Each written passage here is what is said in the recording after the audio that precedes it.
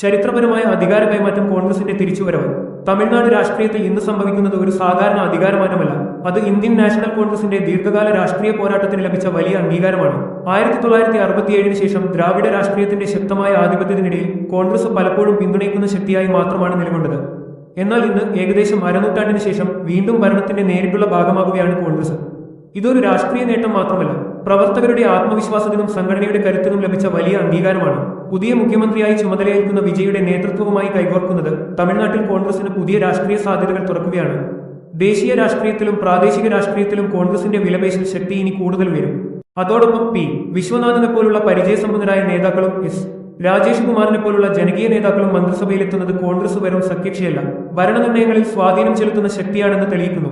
കേരളത്തിന്റെ ചുമതല വഹിച്ചിരുന്ന ഒരാൾ അയൽ സംസ്ഥാനത്ത് മന്ത്രിയാകുന്നു എന്നത് കേരളത്തിലെ കോൺഗ്രസ് പ്രവർത്തകർക്കും വലിയ ആവേശം നൽകുന്ന കാര്യമാണ്. ഇത് ഓരോ പ്രവർത്തകനും നൽകുന്ന സന്ദേശം വളരെ വ്യക്തമാണ്. ആത്മാർത്ഥമായി പ്രവർത്തിച്ചാൽ കോൺഗ്രസ് ഓരോ പ്രവർത്തകനെയും ഉയർത്തിക്കൊണ്ടുവരുന്ന പ്രസ്ഥാനമാണ്. ഇതൊരു സംസ്ഥാനത്തിന്റെ വിജയം മാത്രമല്ല, കോൺഗ്രസ് പ്രസ്ഥാനത്തിന്റെ തിരിച്ചുവരവിന്റെ സൂചനയാണ്.